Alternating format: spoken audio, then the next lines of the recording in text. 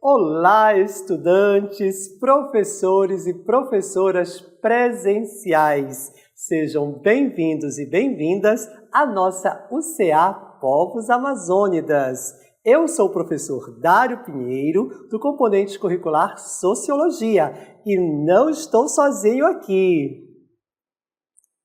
Isso mesmo, professor. Eu sou a professora Sheila Botelho, do componente de História. Então, vem conosco observar o tema da nossa aula. Aula de número 4 tem como objeto de conhecimento racismo ambiental. E o detalhamento deste objeto de conhecimento é desigualdade ambiental, explorando o racismo ambiental na história e suas implicações contemporâneas. Vamos agora para a nossa aula.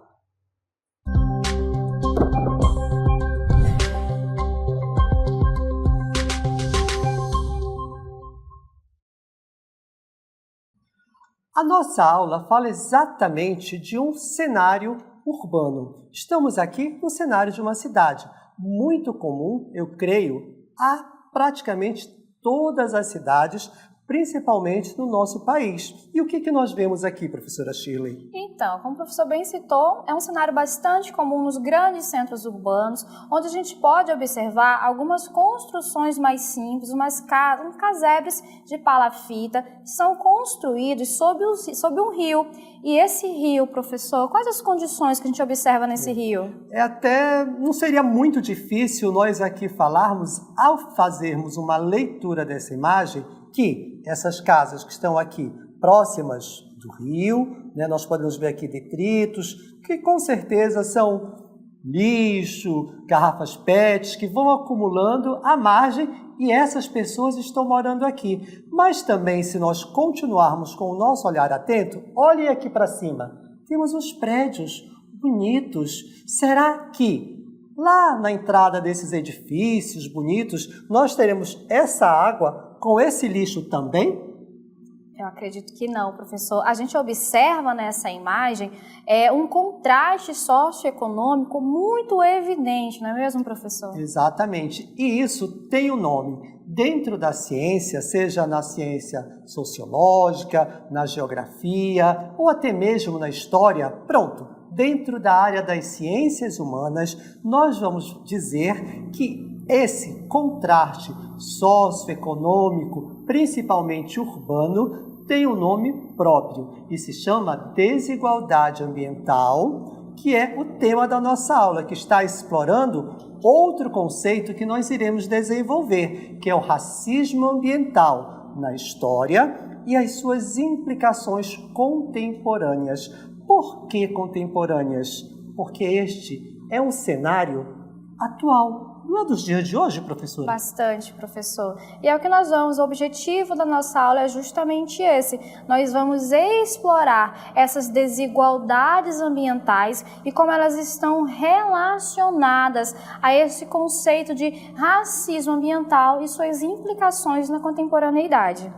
Embora você já tenha ouvido falar, mas nós queremos aqui, como dissemos agora há pouco, fazer essa conceituação dentro da área das ciências humanas. Olha aí, desigualdade ambiental, explorando o racismo ambiental na história e suas implicações contemporâneas.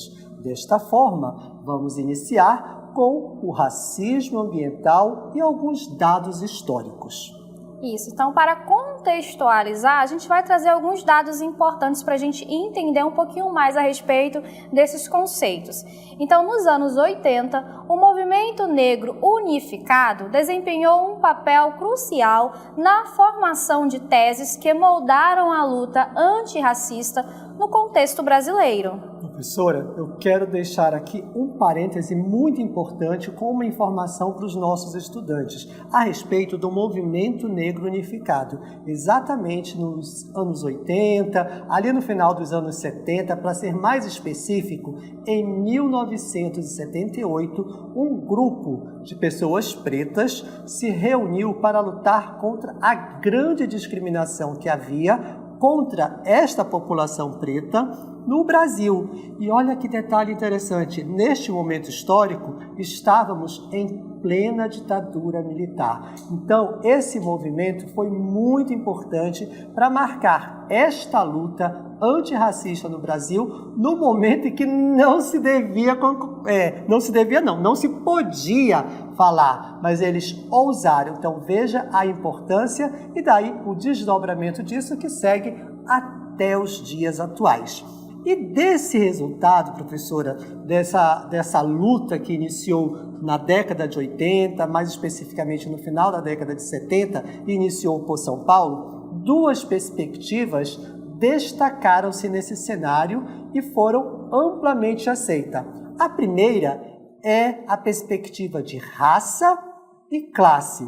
Vejam bem, gravem, anotem, raça e classe.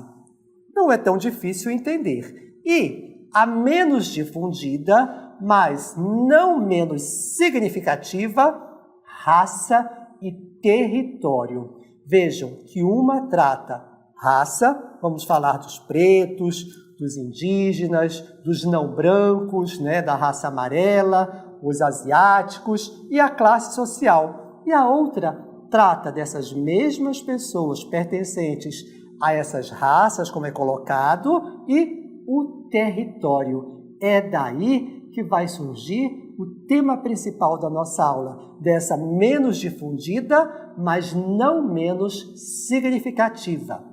E essas perspectivas, elas trazem dados muito importantes que têm um histórico que vem de um período muito anterior a esse, porque prestem atenção, a gente tem uma perspectiva aqui que ela não pode dissociar a questão racial da questão social. E por que a gente traz isso aqui e acentua? Porque quase um século antes do que a gente está trazendo aqui, dessa luta, desse movimento social, movimento negro que ocorre ali entre a década de 70 e 80 do século 20, 100 anos antes, ali no século 19, vai ocorrer o fim da escravatura no Brasil. Lá em 1888, a gente tem a abolição da escravidão. No entanto, essa população de ex-escravizados, quando tiveram sua alforria assinada pelo Estado brasileiro, eles não tiveram o direito à cidadania, não tiveram direito à terra, à educação, à moradia, eles não tiveram acesso a uma série de direitos sociais. E isso vai implicar, infelizmente, no que ocorre nos dias atuais, né, professor? Por quê? O território onde eles podem ocupar. Exatamente. Aí que a gente entra na questão da raça e do território.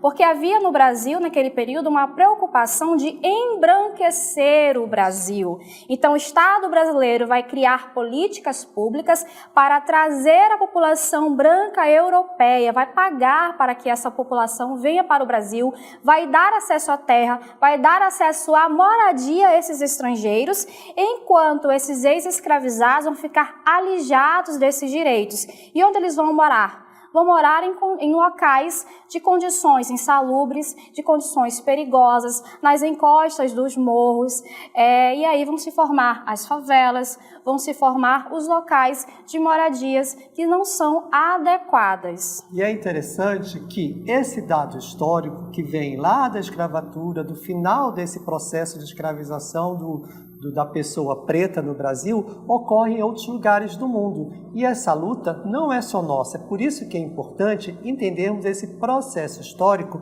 e quando começou essa percepção de que as políticas públicas afastavam essas pessoas para como a professora Shirley bem colocou, tornar a sociedade embranquecida. Mas essas pessoas foram afastadas para lugares insalubres. Isso não foi só no Brasil. Essa expressão racismo ambiental, ela começou lá na década de 1980 pelo doutor Benjamin Franklin Chaves Jr. Isso é lá nos Estados Unidos, gente. Em meio a protestos contra depósitos de resíduos tóxicos no condado de Warren, no estado de Carolina do Norte, nos Estados Unidos da América, onde, prestem bem atenção, a maioria da população era negra. Observem que a estratégia que foi feita aqui no Brasil para afastar as pessoas de cor preta, dos grandes centros, deixá-las distantes, para lugares insalubres, também ocorria lá nos Estados Unidos, onde essa população negra, que o Dr. Benjamin Franklin percebeu que eles foram colocados para morar aonde? No local onde tinha resíduos tóxicos. Isso é ou não é prejudicial à saúde? Não é isso, professora? Isso, bastante. E o Dr. Chaves, ele era um químico, reverendo, ele era uma liderança do movimento dos direitos civis dos negros nos Estados Unidos. Na sua juventude, ele foi assistente de Martin Luther King, que também foi um importante ativista do movimento negro nos Estados Unidos. Então, ele conhecia bastante dessa luta.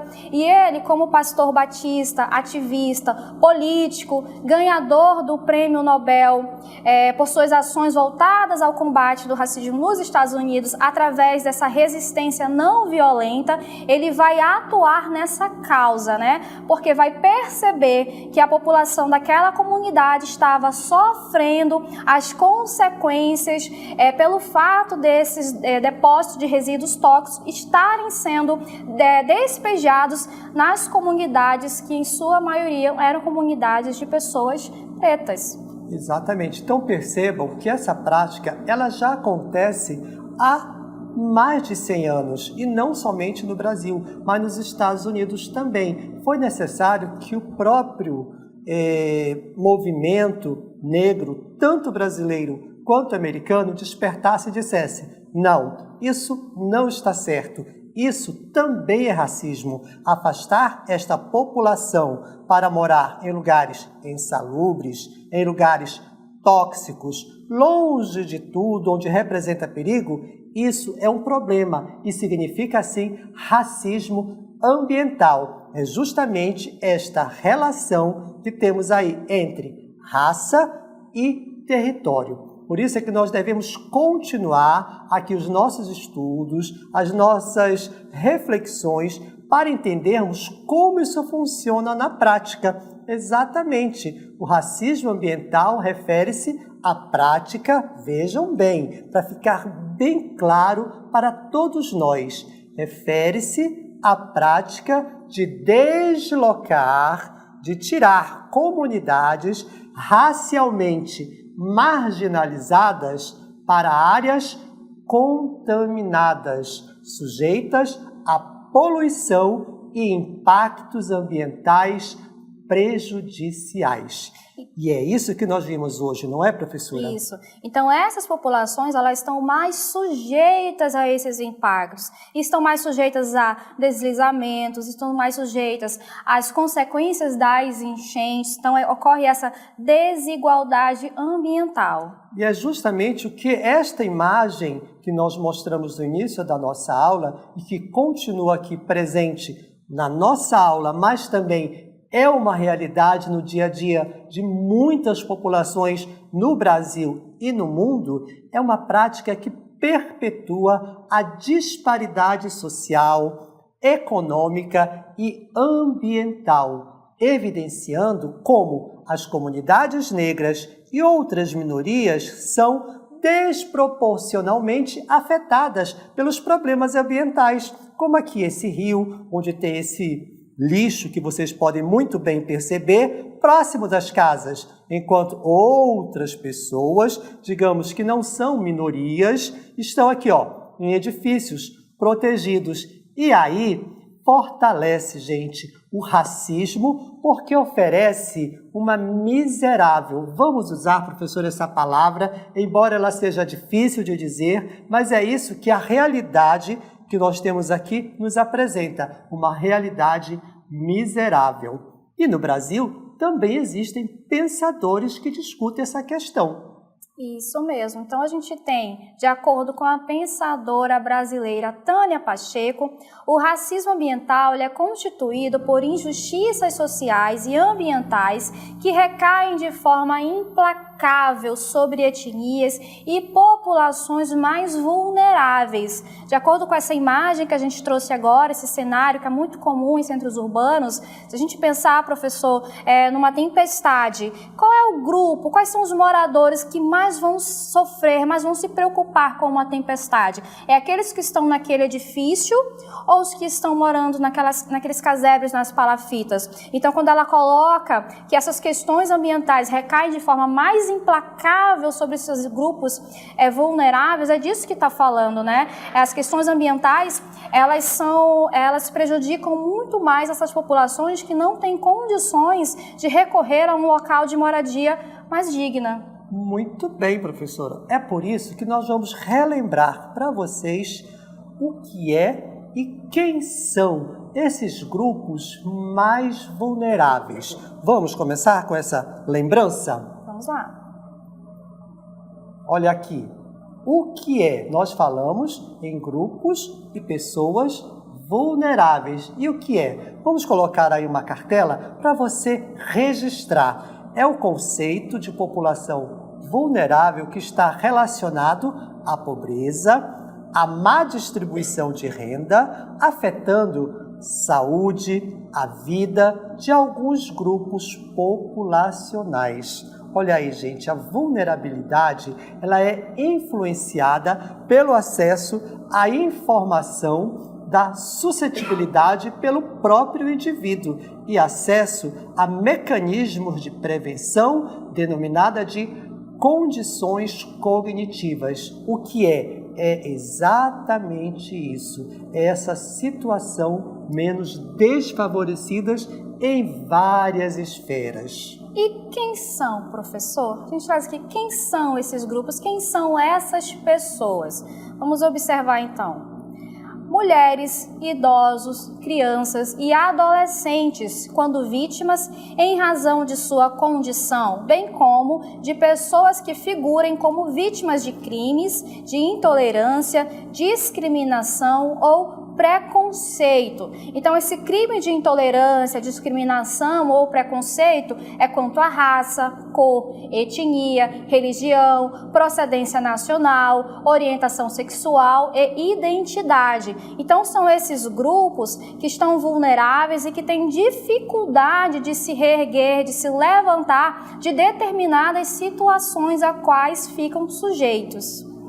Vocês entenderam bem quem é e quem são. E é justamente isso que nós estamos falando 1, 2, 3 vezes aqui nessa aula para que todos nós entendamos que esses grupos que são mulheres, idosos, crianças e adolescentes que têm menos condições sociais, econômicas, financeiras, se tornam pessoas vulneráveis. É muito fácil perceber isso. Nós podemos trazer aqui para vocês outras imagens que são bem recentes, que são bem atuais. Olha aqui, racismo ambiental no Brasil. O que nós podemos ver aí, professora Shirley? Então, professor, a gente tem imagens bastante atuais, como você bem pontuou agora, são imagens do Rio Grande do Sul, da enchente que afetou o Rio Grande do Sul. Essas imagens agora são do município de Pelotas, onde várias cidades, não só Pelotas, mas várias cidades do Rio Grande do Sul foram inundadas por uma quantidade de chuvas que nunca foi vista naquela região. E a gente observa várias casas inundadas, pessoas aí fugindo, carregando o que pode, o que tem, e essas populações estão numa situação de vulnerabilidade. É por isso que nós perguntamos aí de vocês, quais são, só para vocês refletirem aqui, quais são as regiões mais comumente afetadas pelas enchentes? Parem para pensar sobre isso. Quais são as casas?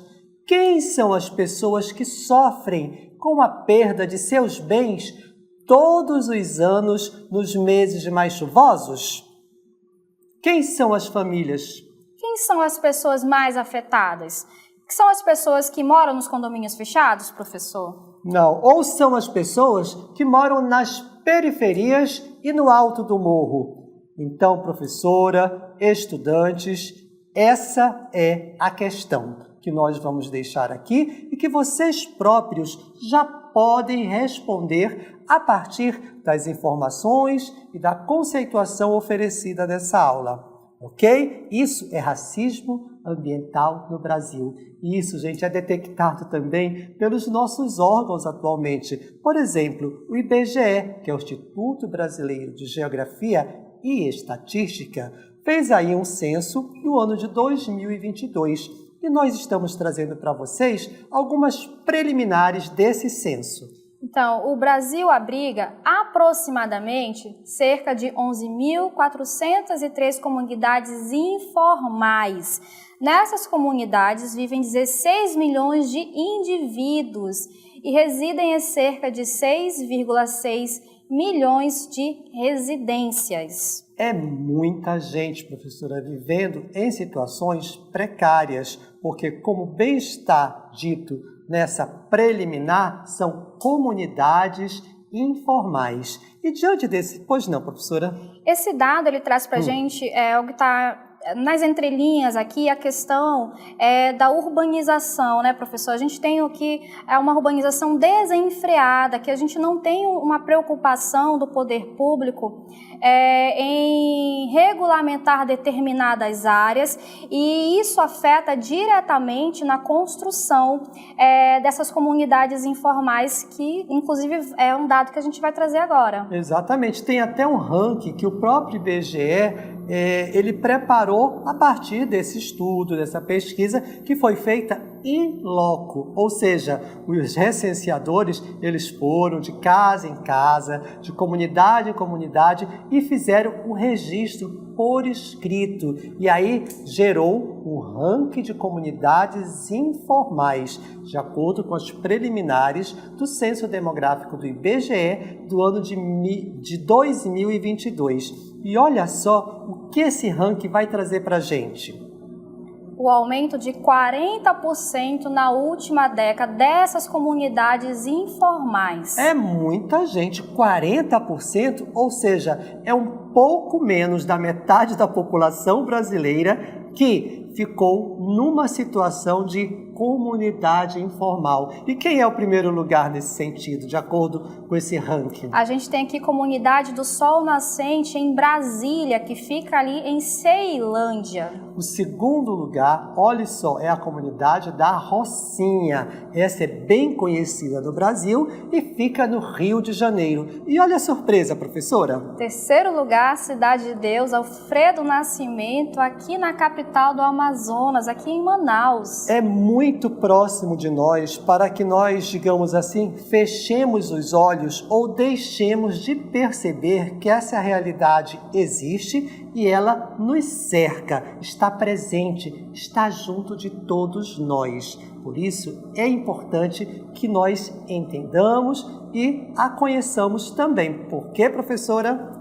Porque é muito importante nós combatermos o racismo ambiental. Essa luta é uma luta que deve ser de todos. A luta contra o racismo ambiental, ela envolve a defesa dos direitos humanos e ambientais e a valorização do conhecimento e da experiência das comunidades afetadas.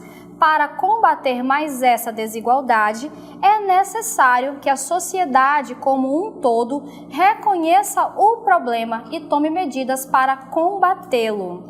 Vejam bem, a sociedade toda. Isso significa que você, estudante, também é responsável. Mas não podemos deixar de tirar a responsabilidade do nosso governo. O governo federal também tem planos, tem metas para que isso deixe de existir ou que diminua. Por exemplo, em agosto de 2023, o governo federal criou o Comitê de Monitoramento da Amazônia Negra e o enfrentamento ao racismo ambiental. Trata-se de uma parceria do Ministério da Igualdade Racial, MIR, com o Ministério do Meio Ambiente. Observem, 2 ministérios trabalhando conjuntamente e eles têm como finalidade propor medidas de enfrentamento ao racismo ambiental na Amazônia. Isso é muito importante, a gente tem que observar que isso também é fruto da luta do movimento negro unificado, que foi iniciado lá nos anos 80, né, professor? Exatamente. Então, as teses do movimento negro unificado nos anos 80, elas não apenas desempenharam um papel fundamental na configuração da luta antirracista no Brasil, mas também deixaram um legado duradouro.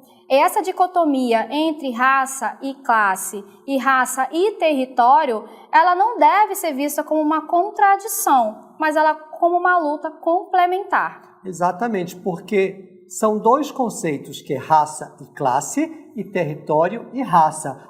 São conceitos distantes? Não. Como a professora bem falou, eles estão muito próximos, eles são complementares, até para evitar que essas realidades que nós temos aqui, não só no estado do Amazonas, como casas à beira do rio e que ficam em lugares insalubres, perigosos, como nós podemos ver aqui na imagem que vai a seguir, olha só, uma casa na beira do rio, mais uma vez. Será que essa água está limpa, professora? Não me parece, professor.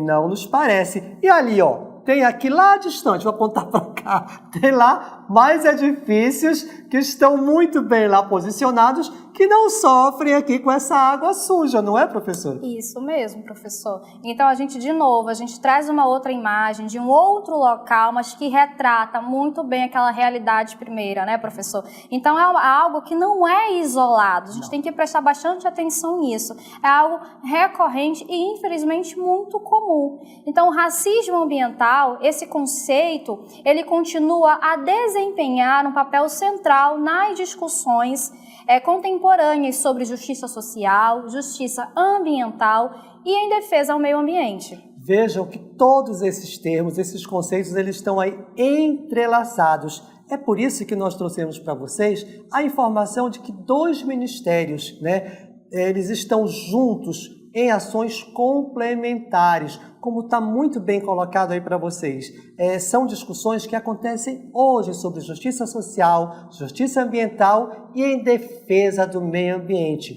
Lembrando-nos de que a luta contra o racismo não pode ser dissociada das dimensões territoriais e ambientais. É sim racismo ambiental que permeia as desigualdades estruturais, como, por exemplo, acesso à água, ao esgoto, à saúde e a impactos dos fenômenos naturais, como os desastres gerados pelas chuvas. A gente tem que perceber que como vai chegar o saneamento básico nessas condições, professor? É difícil, né? É difícil, porque aquela é uma área difícil, acesso. O governo não está dando a atenção devida para essas medidas, por exemplo, como o saneamento básico, a área ali onde tem grandes edifícios, onde tem condomínios fechados, onde tem um grupo, uma parcela da população que tem melhores condições econômicas, eles recebem esse serviço. E as outras populações, as minorias que não têm um poder econômico significativo, mas são cidadãos, são cidadãs, são brasileiros e são brasileiras, e eles necessitam e precisam desse apoio para que o racismo ambiental deixe de acontecer. Ou seja, professora, é a democratização do serviço público para todos e não colocá-los à parte, como a senhora bem colocou no início da nossa aula. Exatamente. E isso é muito importante porque isso afeta a sociedade como um todo.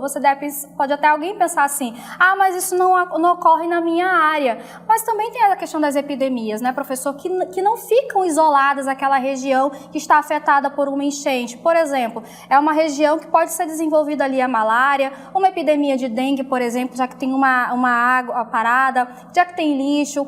Mas essas epidemias, elas não ficam isoladas nessa bolha, nessa região. região. Não, elas podem muito bem serem passadas para outras regiões. Então, é um problema de saúde pública, é um problema coletivo, por isso é importante a gente conscientizar a todos, a você, nosso estudante. Nós convidamos a todos vocês a abraçarem essa luta, abraçarem essa causa contra o racismo ambiental, contra as desigualdades ambientais. É muito importante e essa luta inicia com conhecimento. É por isso que estamos aqui conversando, dialogando, expondo um conceito que é uma realidade que você, a partir de agora, não vai mais deixar de perceber, porque ela existe. Essa imagem, professora, estudantes, é uma imagem real, está presente.